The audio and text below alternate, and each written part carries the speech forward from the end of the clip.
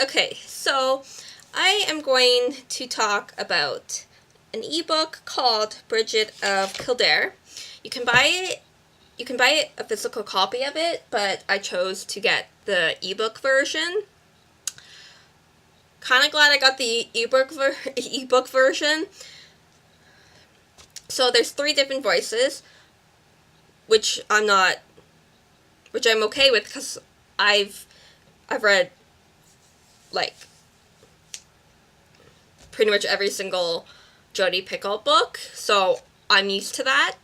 But with this one,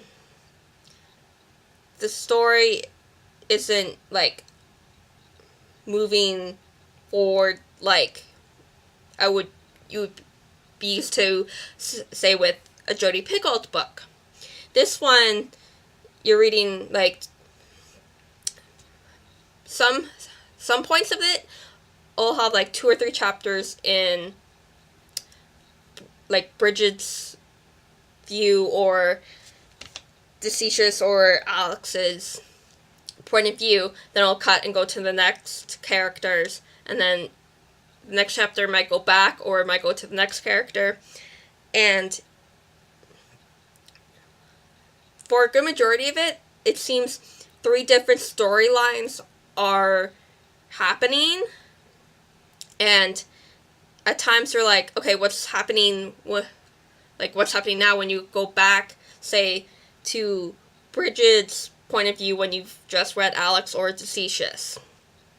So there's that, but eventually Brigid's and Decius' lines meet up when like merge kind of. You do get the voice of both of them, but the story kind of comes onto the same, like meets up kind of on the same page. Alex's doesn't really until they are looking through the papers and see Decius' name / his writing.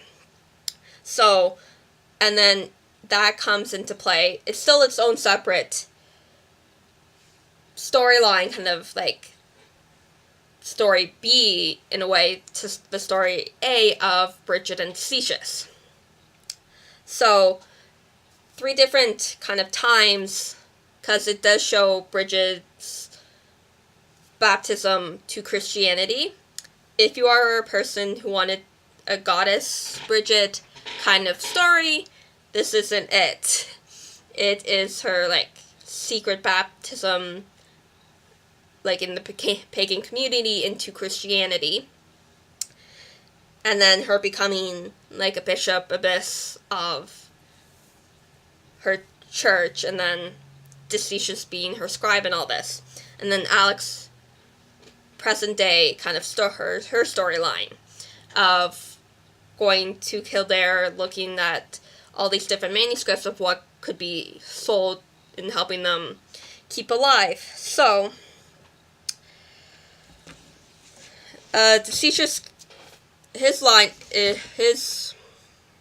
when it comes to his chapters, it is in form of letters to his brother that is always addressed as dear brother, what are you never believe this, and all this other kind of thing, like him being like pushed away from like the church of like Rome, of like, oh, we don't need you, you're like, we're not totally ditching you, but we're ditching you to England with these monstrous cults kind of thing. So there's that, her transition into a Christian woman. So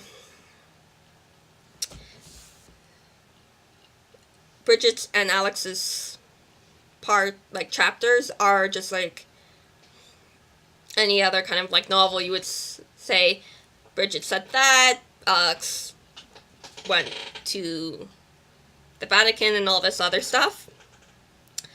So, but in the end, the last few chapters is that connection of all 3 being connected.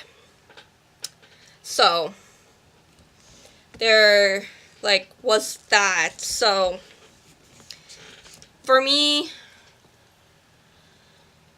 there was over 40 chapters. A few of them were quick, others